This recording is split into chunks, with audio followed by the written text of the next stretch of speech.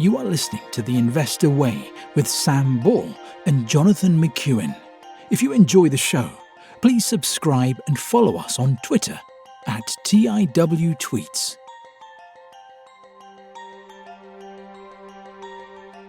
Hello, welcome to The Investor Way with myself, John McEwen, and my co-host Sam Ball. This week on The Investor Way, we have AstraZeneca, Glaxo, Whitbread, Standard Chartered, IWG, Spotify as our US-listed company, and a book review of The Defensive Value Investor by John Kingham. Sam, what should we start with? Should we start with pharmaceutical double whammy? Okay, we'll start with, we'll kick off with AstraZeneca, and then we'll go on and talk a bit about GSK and have a little bit of a comparison between the two of them. So AstraZeneca, if for anybody who doesn't know, is the largest listed pharmaceutical company in the UK. It's been made famous more recently by delivering the COVID vaccine, but they've had their first quarter results out this week. And they've said that their oncology portfolio had seen sales rise 16% to $3 billion. That was partly driven by strong growth in Lynparza and new launches of Calquence and Enhertu. In their cardiovascular and renal medicine sector, sales grew 15% to $1.3 billion, with diabetes and heart treatment, Forxiga, reporting 50% year-on-year growth, accounting for nearly half of total sales in the division.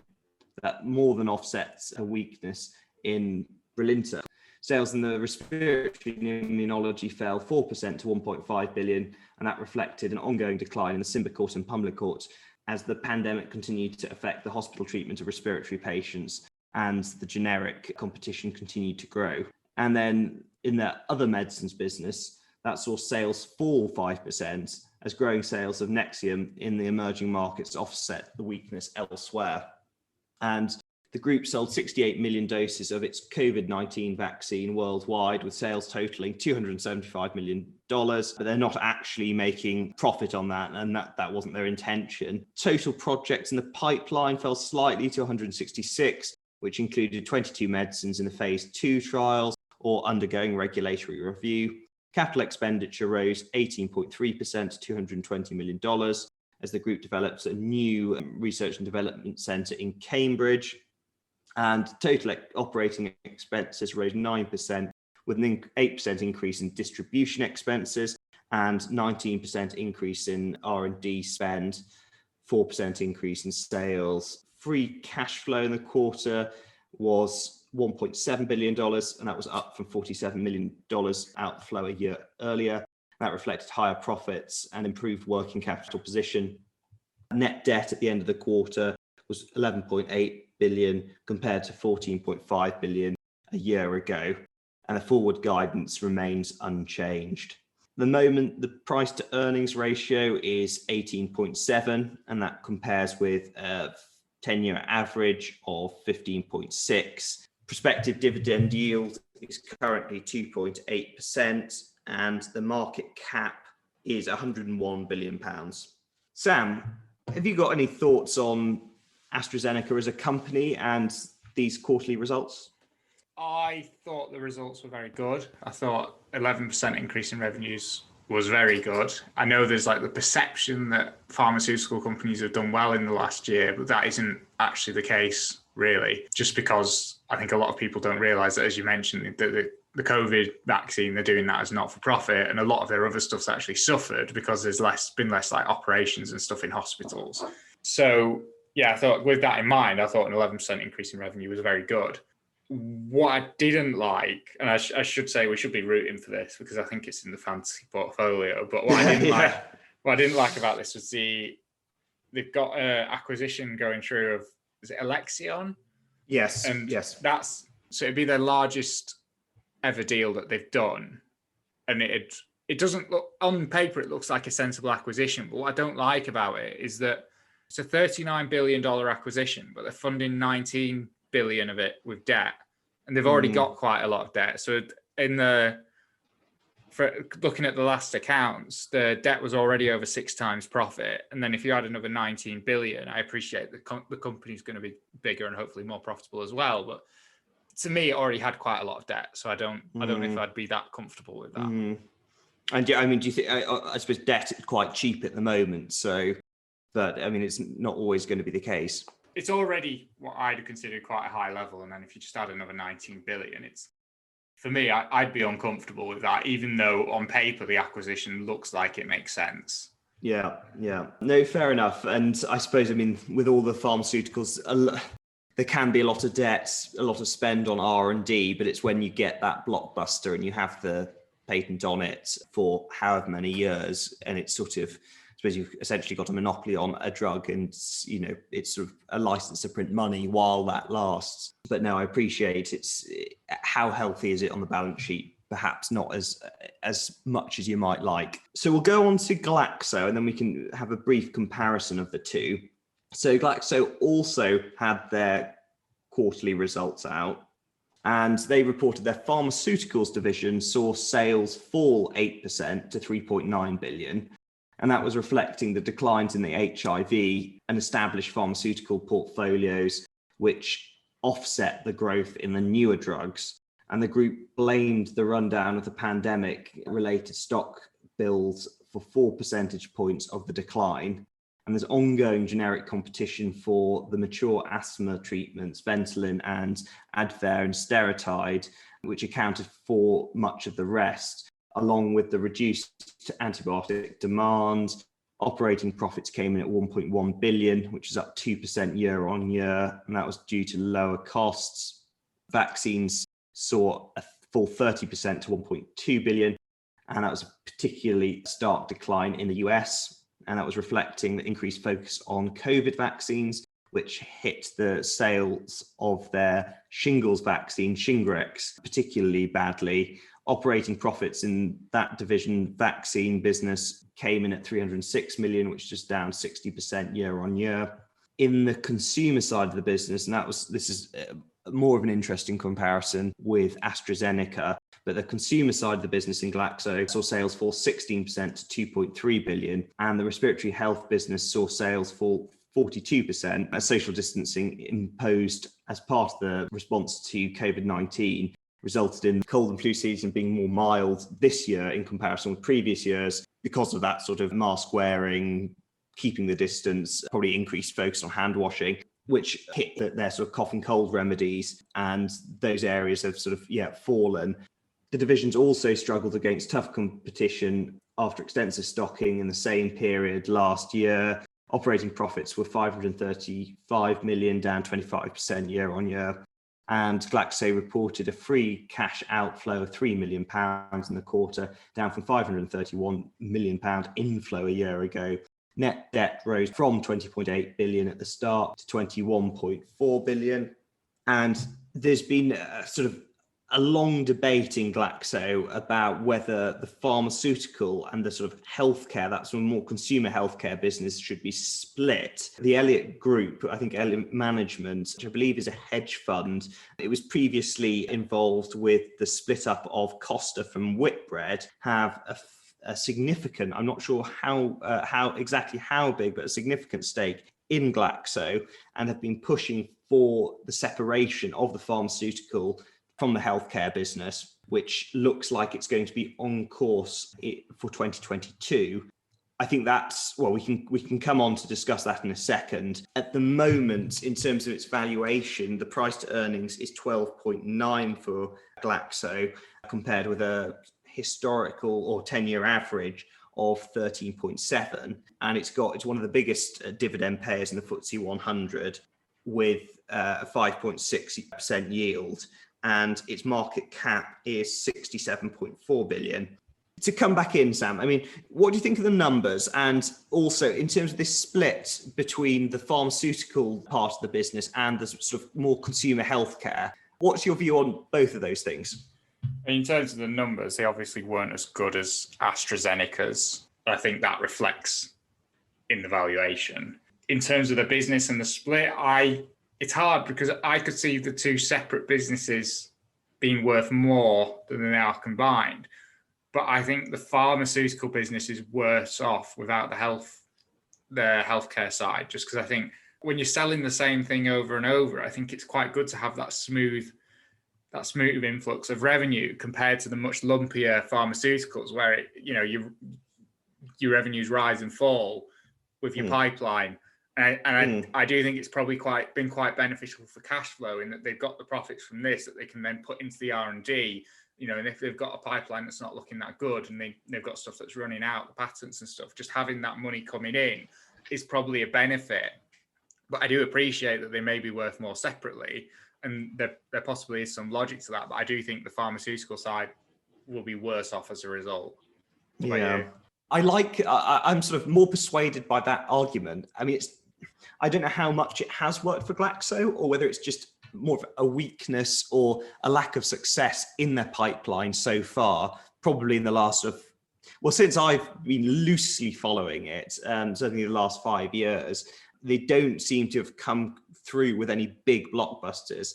I know they've got the shingles vaccine, and there's a lot of talk about the development of their vaccines business, but I don't think we've really seen it come to fruition or come through to the earnings. I'm not, definitely not an expert in the field, but I think certainly the pundits and the analysts seem to really rate AstraZeneca's much talked about pipeline far more than they do with Glaxo. I don't know whether it will benefit the business splitting them up, and potentially having more lumpy earnings rather than that sort of the relatively stable, reliable ones that you get from your sort of consumer staples or your toothpastes and things. I think there's also sort of some criticism of Emma Walmsley, who's the chief executive of Glaxo, who I believe has a background. I think she came from L'Oreal. So she's sort of, some people accuse her of not being, a properly experienced in the sort of pharma industry and pushing more that sort of consumer health, which doesn't generate the huge profits that a blockbuster drug would. But I think it is an interesting comparison between the two businesses. And I believe, in the last 5 years, Glaxo used to be significantly bigger than AstraZeneca in terms of market capitalization, but AstraZeneca now has really sort of taken off and is considerably bigger, over 100 billion in market cap. Which do you prefer out of the two? It's a difficult question. I think I possibly prefer the pure play pharmaceutical, but I'm speaking from my own portfolio where I've got quite a lot of consumer goods anyway. So whether I just want that sort of, that sole exposure, and if you've got this, the pipeline that AstraZeneca have, to just have that there in the portfolio and accept that it may be a little bit more volatile. And I appreciate the debt levels. It's not, you don't want to see them going perhaps as high as they are, but if they're able to turn that into sort of, increased earnings and then reduce the debt in a timely manner, possibly accept that. Oh, I prefer Glaxo. Why do you think Glaxo has underperformed over so many years now? I don't know. It's not something I follow particularly closely. I think the valuations probably reflect. I mean, those results. I mean, AstraZeneca's results were better. Yeah. There's no two ways about it. Yeah. But and as well, my understanding based on what other people say is that AstraZeneca has the better pipeline as well. But I can't really judge them myself. Yeah. So I'm basing it purely just on the valuation and the dividend yield, and also the fact that I wasn't comfortable with the debt of Astra anyway. And then they want to add another $19 billion to it, which I don't particularly like. I think with Glaxo, the debt looked fine. There was still debt, but it wasn't really at AstraZeneca's levels. And although I have said I don't think they should split the business in two, I think if you held it now and they were to split it in two, I'd be surprised if those two companies weren't worth more than the current company is. Yeah. I mean, just if we're looking at the share price performance, and obviously this is excluding dividends, I mean, Glaxo's share price over the last year is pretty much flat. It's maybe up 2%. And then in comparison with AstraZeneca, I can't remember exactly how long ago it was that AstraZeneca had the bid from Pfizer. Must be at least 5 years. But the AstraZeneca share price, and obviously again excluding dividends, is over the same period up nearly 150%. Well, it's good for the fantasy portfolio if it carries on. Well, yeah. I mean, we're I suppose our fantasy portfolio. How many? 5 months into it now? 5 months into it. Well, this will be the 5th month, won't it, that we've just entered. Yeah, so it's too soon to tell. Yeah, that's right. And obviously you'd be investing for the long term anyway. I mean, certainly it's not, wouldn't be a case of trading these companies. Yeah, I think it's got another 7 months to go before we take another look at it. So you take another look at it, yeah. Get some of the dividends payments in as well. Exactly. Fine. So I think next, should we move on to Whitbread, which another thing that the Elliott management have been involved with. Yes, so Whitbread, we actually covered them in one of our first episodes. I can't remember exactly which one now, but it was the interim results. So they've now come out with their full year results.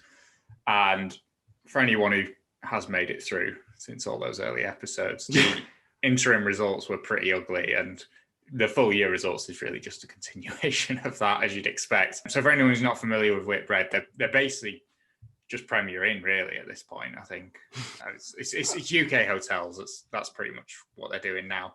Yeah, so their revenue's fallen 71.5% to 589.5 million, which is below expectations.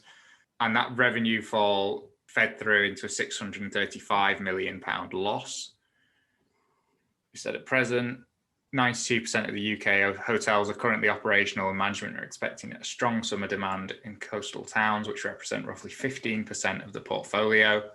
And in the year ahead, profits are expected to rise by 16.5 million for every 1% increase in sales, with the group needing sales at 55% occupied to break even. Occupancy fell to 29.4%, and that compared to 2019 average of 76.3%.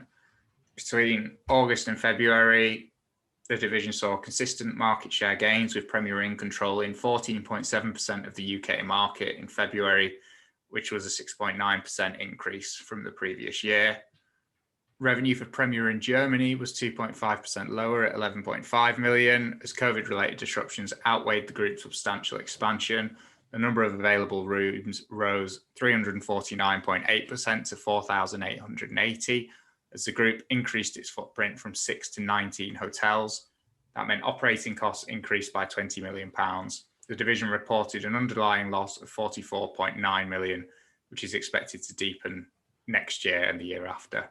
At the end of the year, Whitbread had access to 1.3 billion in cash, and that was partly as a result of a rights issue it did in June worth 1 billion, and a further 550 million of green bonds issued in February. The group also has access to $950 million worth of untapped credit. So as a result, Whitbread's net debt position declined from 322 million to 46.5 million. I appreciate shareholders might not have been too pleased with the rights issue, but I think when you look at the year they've had and the fact they've managed to actually reduce the debt through that year, I think they're in quite a strong position as things recover. So I think that rights issue made a lot of sense, actually. And customer deposit refunds were the primary reason for a £99.8 million working capital outflow, although some of that was recouped by new booking deposits. Free cash flow was negative 605.9 million, and that compared to negative 126.6 million in 2019. In terms of the valuation, there's no earnings. If you look at it as a price to book, which is basically just the price compared to the value of the assets, assuming those assets haven't been permanently impaired, price to book is 1.42, and that compares to a 10-year average of 2.49.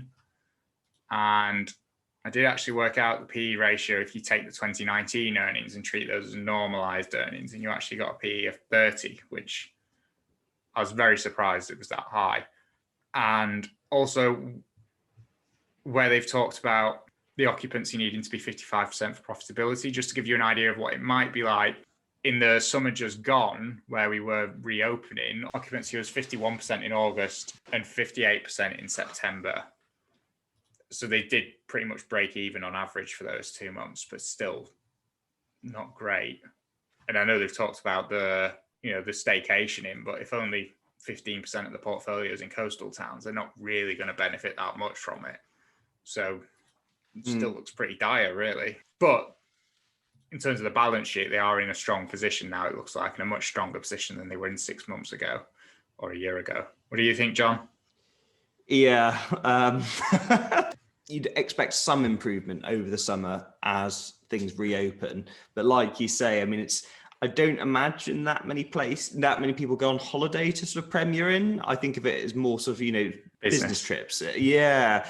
And especially if the trend for more things to move online and to be virtual sort of Zoom meetings, you wonder whether that's going to be something that's permanently reduced and is going to hit Whitbread. I quite liked the company. Well, I wouldn't say liked it, but it was more attractive when it did have Costa Coffee in it. And that was sort of quite fast growing. It was bringing in a lot of revenues, and Elliott management encouraged that to be sort of sold, and it was sold, I think, for 3.9 billion in 2019 to Coca-Cola. And I don't know, I think we're seeing now, when we've been locked down, that there's not that much left, and there's the less attractive side of the business, to me at least, which was the Premier Inn. Lesson to be learned perhaps for Glaxo?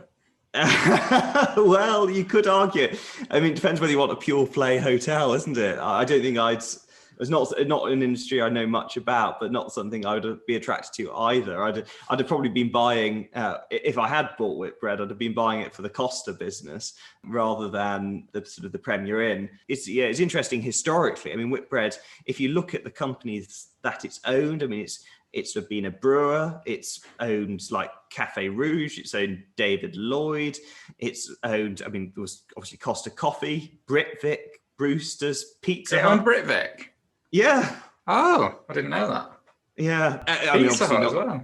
Yeah. I think it had Marriott hotels and clubs in the UK. It had Threshers, the off license, and it had, Beefeater Gin.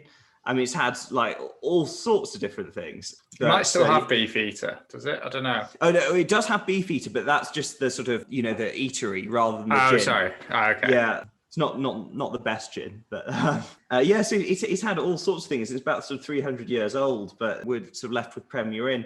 I mean, how do you see it? Do you see it sort of the long-term trend for Premier Inns? I think it's very difficult to say. And I think with that in mind, I wouldn't expect it to be a normalized P of 30.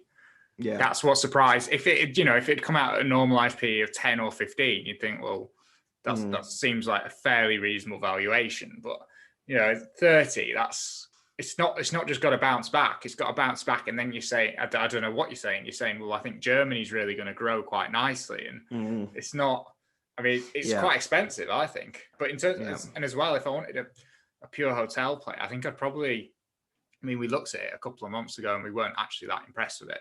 But I'd probably go with IHG just because most of their money comes from actually it's basically just franchising. But they don't have the risk of owning the actual assets in the majority of cases. So that's probably the way I'd want to play it if I did want exposure to the sector. Whereas with Premier Inn, there's a lot of unknowns, and given that, it seems quite expensive.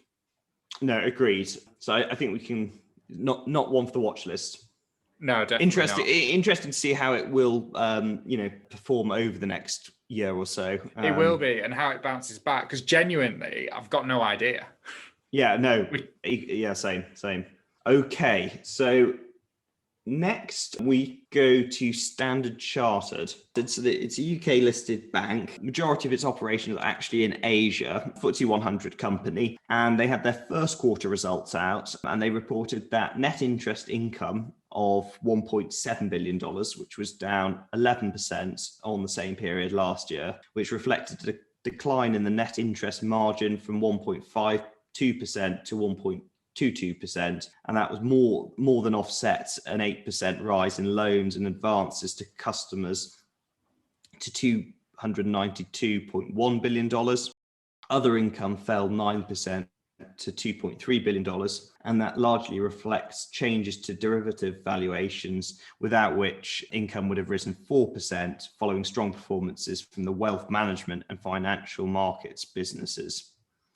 Underlying operating costs rose 4% year on year to 2.5 billion. That reflected increases in performance-related pay and investment in digital. As a result, the underlying cost-to-income ratio rose 5 percentage points to 63%. Impairments for bad loans during the quarter came in at $20 million, down from $956 million a year ago. The 20 million total includes a modest release related to the improving economic outlook, offset by an increase in local Indian and Malaysian provisions. The bank finished the quarter with a CET1 ratio of 14%, which is a measure of banking capitalisation, and that was up from 13.4% a year ago, but down on the 14.4% reported at the end of 2020. That's at the top end of the target 13 to 14% range.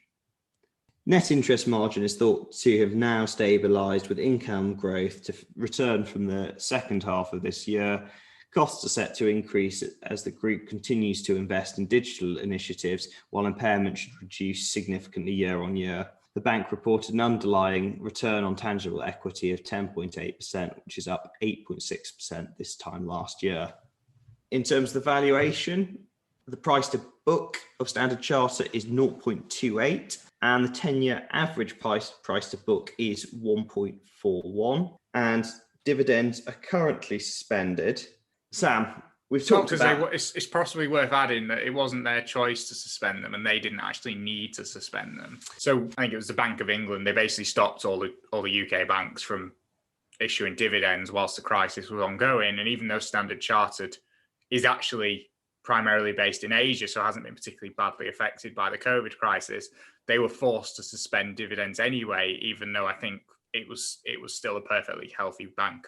So it's not their fault it's been suspended, really. No, fair enough. Standard Chartered and the banks in general, Sam, are they companies that you're looking at? No, I mean, I did own NatWest a while ago, and I held that for a few years, actually, and then I sold it, I don't know, like 6 months into the COVID crisis, because I didn't really like it. I wasn't particularly comfortable with the government intervention, and they're quite difficult businesses to understand anyway, and I don't think I really understood it that well, to be honest. And as an industry, I struggle to understand them, and it seems to me that it's almost like a case of the juice isn't really worth the squeeze with them, because if I were to put the effort into figuring out exactly how to understand them, they're not, it's not like everything else about the business is particularly attractive. They're quite steady businesses that, just pay nice dividends as long as they're well managed, which a lot of the time they aren't. So I've sort of taken the view it's not worth my effort. One thing I do like about Standard Chartered, though, is that because it's primarily in Asia, if you wanted exposure to Asia, I think it's a good way of getting that, in the same way that when we talked about Coca-Cola Hellenic Bottling Company a couple of months ago, that was a very good way to get exposure to the emerging markets without taking, without taking much higher risk. And I think having a bank like Standard Chartered that you can understand and figure out and have a look into, primarily listed in Asia, I think if you did have that understanding of banks and you were wanting more exposure to Asia, I think it looks quite reasonable. I mean, the price to book looks very cheap, as you said, compared to the 10-year average. I mean, even on a price to earnings basis, it's just below 20, which, isn't outrageous. So, no, I think the only reason I don't like it is because I don't understand it. But it looks like it looks like, I mean, those are good numbers, and it looks like, it seems to be fairly.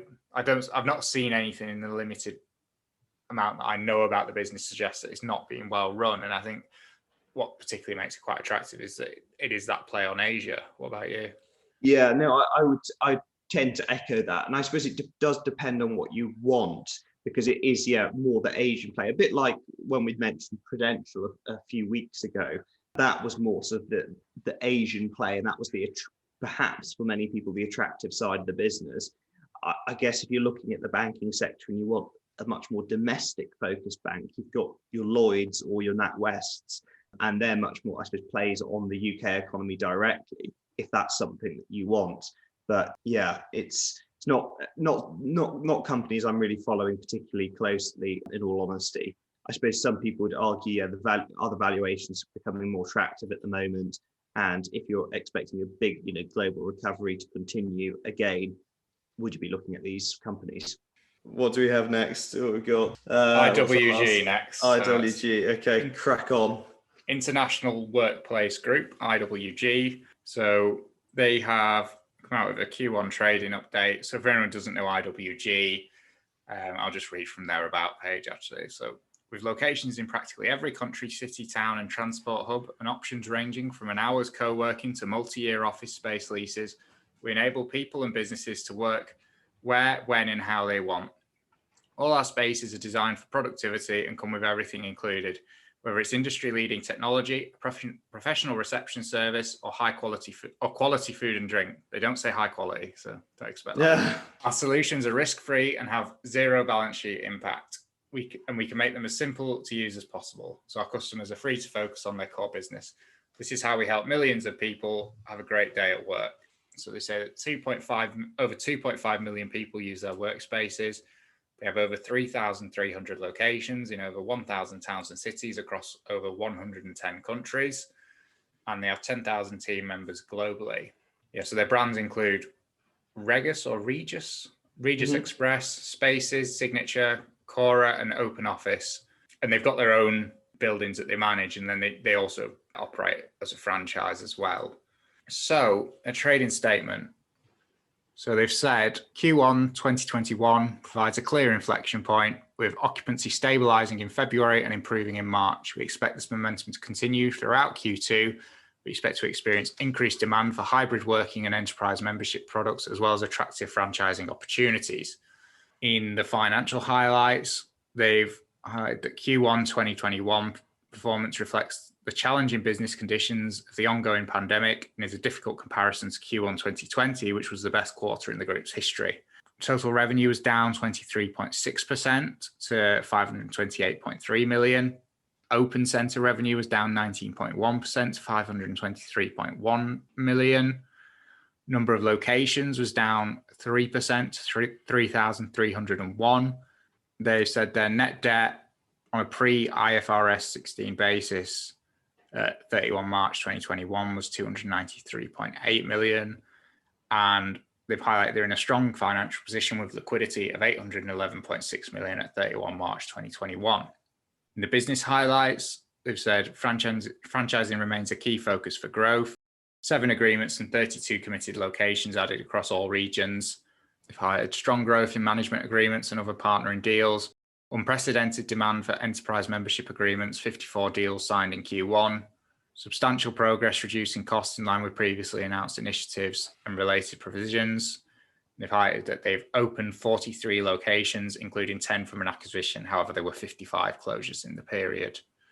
So they've said the monthly sequential decline in occupancy experienced throughout the global pandemic abated in February 2021, with occupancy stabilizing and then improving modestly in March.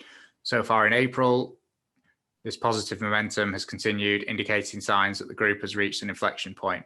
With both occupancy and retention improving and service revenues slowly returning, we are now focused on moving price ahead gradually wherever possible. We've seen unprecedented demand for our flexible working products, which is a confirmation of the positive trend of continued demand for hybrid working.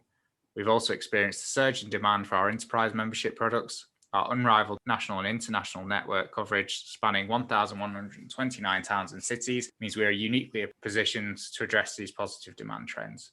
The pace of recovery is varied across regions, with those areas first affected, notably Southeast Asia, coming out of the crisis faster. Our business in China is now ahead of pre-COVID-19 activity levels.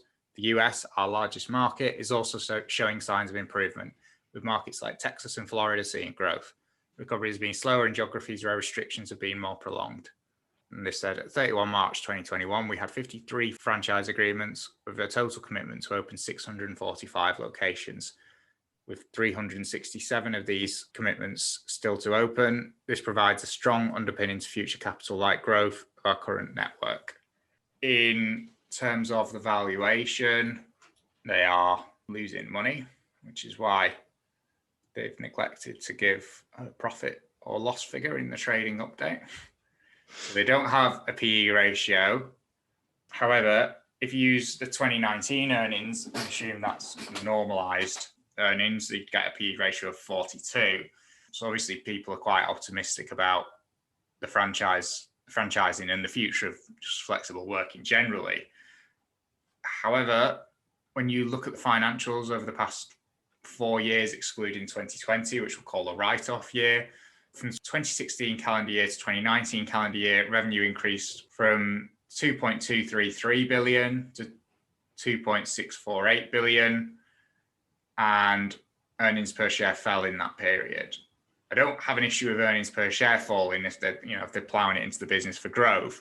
But that's, growth in 4 years of just under 19%, which for a PE of 42, I think you've got a lot of growth baked in, and there's not really anything to suggest that management are going to actually deliver on that. You are just relying on those positive trends for the industry, which I'd say were already in place anyway. So what do you think of the industry? I mean, do you not think that more and more people have adapted their homes to work from home rather than shared workspaces? I do, but I think there's possibly also a number of people that are probably thinking of moving from actual full-time offices to shared workspaces.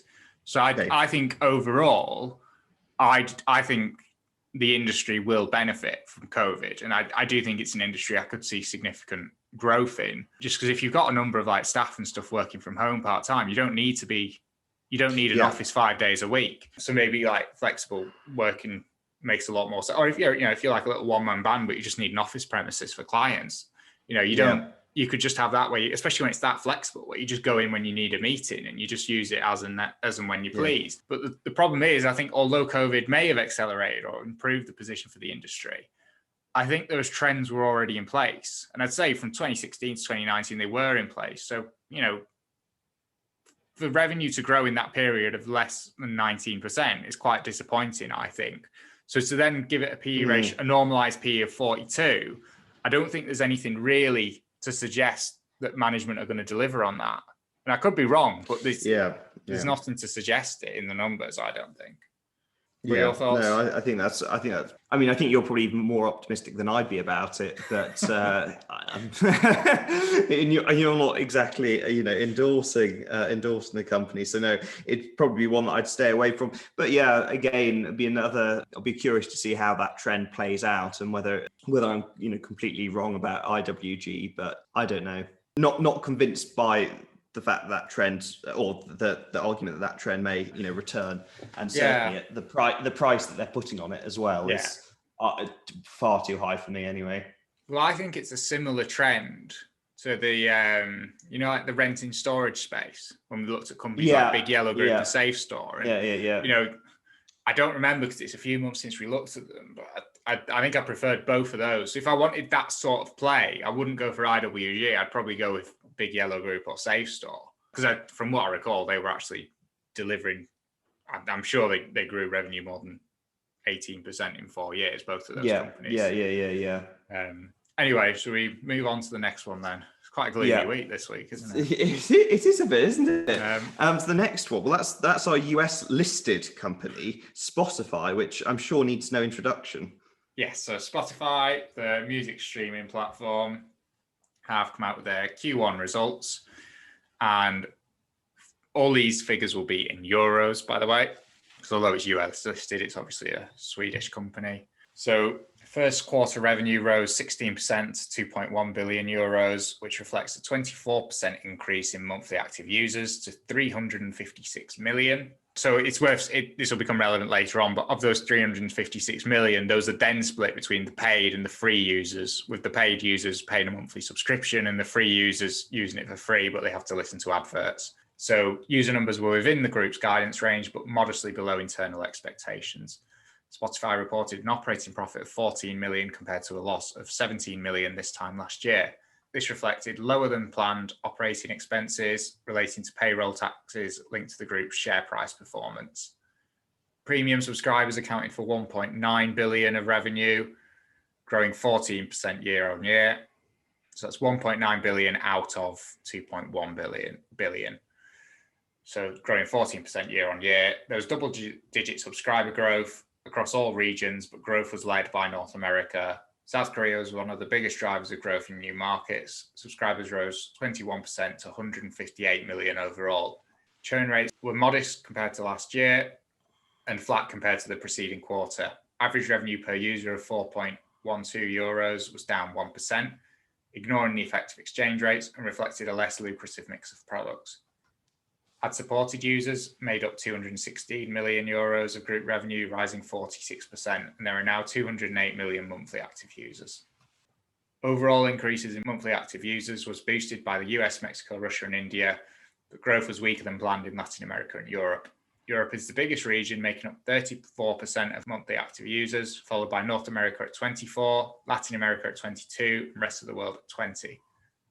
Gross margins were flat year on year at 25.5%, as non-music, which is basically podcasts, costs are growing at a faster rate than these revenues. Free cash flow was up 61 million to 41 million euros, thanks to more favorable timing on some licensor payments and higher profits. The group had net cash of 2.4 billion at the end of March 2021 and 3.1 billion in cash and cash equivalents, restricted cash and short-term investments. Next quarter, Spotify expects monthly active users of 366 to 377 million and revenues of 2.16 billion to 2.36 billion. For the full year, the group's lowered its monthly active users target to 402 to 422 million. In terms of the valuation, PE ratio would be useless. I think it's actually so the price sales 4.6. How many digits is the in it? Yeah, let's have a look. No, it's actually negative anyway, so it's made a loss in the last 12 months. Okay, fine. Yeah, so no PE ratio. Price sales of 4.6 compared to a average since listing of 3.7. However, that is also, I think, not a very useful metric, because I think the price of sales, although it's quite a good metric for growth companies, for me, I only really like to use it with growth companies that have quite high gross profit margins, because then the argument is, well, as they grow, those expenses, apart from the cost of sales, they're not going to grow proportionally. So at some point, they're going to switch to profitability. The problem is they pay out, I think it's about 75% of their revenue as cost of sales as licensing fees to the record labels. So it doesn't really apply because the gross profits are so low, and they probably always will be. And that's why they're trying to switch to podcasts. But so with things like where they've signed Joe Rogan exclusively, but if the cost of that is increasing faster than revenue, that's not a particularly good sign. And as well, I don't know if podcasts are really the solution to their problems. I struggle to see, podcasts being like this Netflix of audio. I just don't. I just struggle to see that. So yeah, so it's a business that I quite like in terms of, well, I think it's quite an interesting business. I could see them getting to, something silly like 1 billion monthly active users. So just compared to they're at 356 million today, I don't think it's, ridiculous that one in 7 people has a Spotify subscription. I don't think it's that outrageous. But then if you look at that and you say, well, of those, if they were to get to 1 billion, which is significantly more than they've got currently, you'd have to then look at, well, what's going to be the split between paid and free? The free users not really contributing anywhere near as much. They're contributing about 10% of the revenue, and over half of them are probably going to be free. So then you're left with maybe, let's say optimistically, 400 million paid users. If they're all paying, so let's say they're all paying 10 euros a month, you'd get 400 million times 120. I think it'd be about 48 billion in revenue, but then 3/4 of that's going out. Let's say that the podcast is quite successful. So maybe that comes down to, 2/3 of it's going out. You're then left with, 14, 15 billion of gross profit. And then you've got all the other expenses to come out, which they're still going to be quite high.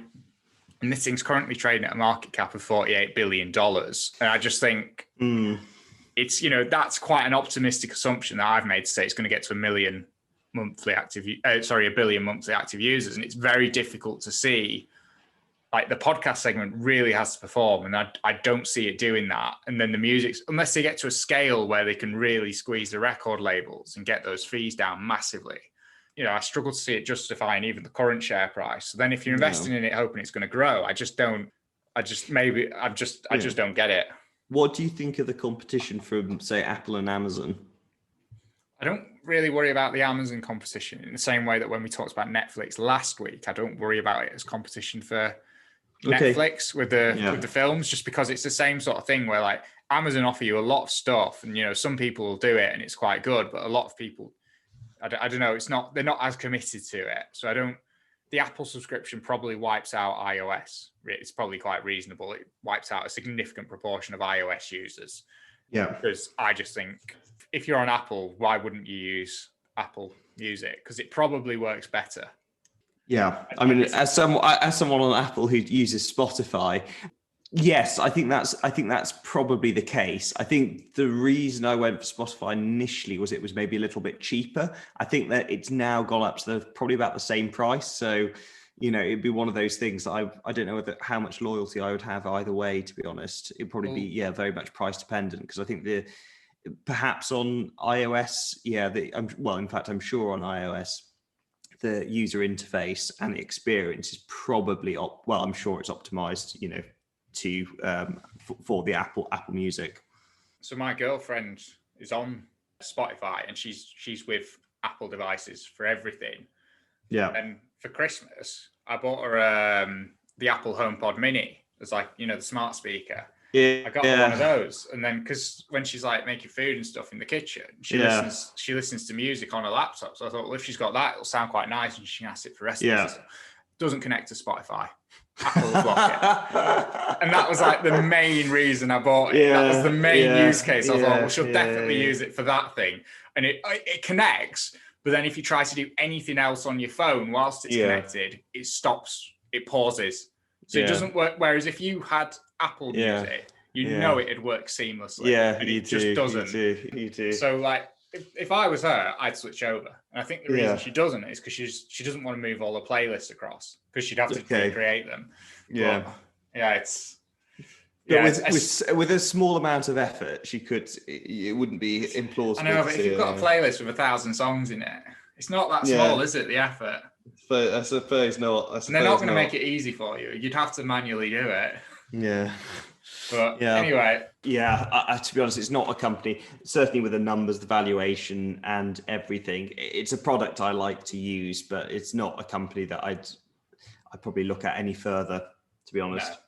No. So of the 6 that we've talked about today then, so AstraZeneca, GlaxoSmithKline, Whitbread, Standard Chartered, IWG and Spotify. If you had to buy one, which one would it be? Difficult question. It would be one of the pharmaceuticals, I think. I might be bold and stick with AstraZeneca as the pick that or one of our picks in the fancy portfolio. I'd go with Glaxo, but it's the best. Fair enough. I'd go with it with the caveat that it's the best of a bad bunch this week. I don't particularly like. I mean, Astra and Glaxo, they looked okay, but it's just, and Standard Chartered looked okay as well. It's just they go in the too hard pile for me. So in reality, I wouldn't be buying any. Right, should we move on to the book review quickly? Yeah, go for it. So The Defensive Value Investor by John Kingham. So value investing is basically trying to buy companies that are worth less than that are trading for less than they're actually worth. And then defensive investing is more like very, very safe companies that are very unlikely to be disrupted. So what he's done is he's combined the two on the basis that you could buy a company that's undervalued, but if it's not defensive, you could still be really badly damaged by changing trends and stuff like that. Equally, you could buy a really defensive company, and if the valuation is not good, you could still not make any money on it. So he's written this book talking about his process really that he's developed, and he's basically taken Ben Graham's process from The Intelligent Investor and he's just adapted it, and it's very, very interesting. It is a very it's not a growthy approach. He's not looking for growthy companies at all. He's very, very clear in breaking down what he's looking for in every single thing, to the point where if you were interested in value investing, you could almost use the book as a checklist. And he actually does provide checklists online that you can actually use as well. And in terms of his own performance, he's got a blog that I had a look at, and the benchmark he uses is the FTSE All Share. And he's beat that in the last, 10 years. I think it had 10 years of data on the blog, and he has beat that. He was underperformed. He'd underperformed his own target, but his target was based on, I can't remember the time period. I think it's over 25 years he'd created it so that if he could get 10% a year, he'd turn 50 grand into $1 million. So he's done that with a real portfolio. Or he's done it with a fancy portfolio, but then his real portfolio matches it. So he's been doing that for 10 years. And in fairness, up to 2018, he was on track for that. And then he's had a couple of bad years, which happens. In fact, it's on the blurb actually, so it probably explains it a bit better than I did. So defensive investing focuses on strong, steady companies that produce decent rates of income and capital growth, but with the risk often coming from a lofty share price. Value investing, on the other hand, is focused on buying companies on the cheap, but the danger is these companies are cheap for a reason. Defensive value combines the two and involves buying relatively defensive companies at money for value prices. So he goes through his full process. He talks about how he analyzes a stock and what he looks for, and then he talks about how he manages his entire portfolio as well. It's not exactly how I invest, but it was very good. It was very clear explaining it. And I think regardless of how you actually invest yourself, I think there's definitely things you could learn from it. So for example, there was a section on how he looks at debt and considers that. And that's something that I probably will be using going forwards, just because whenever I've looked at debt previously, you struggle to say, well, is it too high or is it not? Because it varies from company to company. And I think the way he talks about debt is very interesting and a few other things. So yeah, I'd recommend it. And I've actually asked him to come on the show for an interview. So hopefully he'll say yes, and we'll be able to talk about it in more detail. Oh, look forward to that. All right, yeah. So unless there's anything you want to add, John. No, I think we've covered a lot. And hopefully we'll have John on the show soon. Yeah, fingers crossed. He's not replied yet. Fingers crossed. We'll have to see. Okay. Okay. Well, on that happy thought, we'll leave it for this week. Thank you very much for listening, and we'll see you next time. See you next week. Thank you for listening to The Investor Way. To get in touch, please follow us on Twitter at TIWTweets. This podcast is for entertainment purposes only and does not constitute financial advice.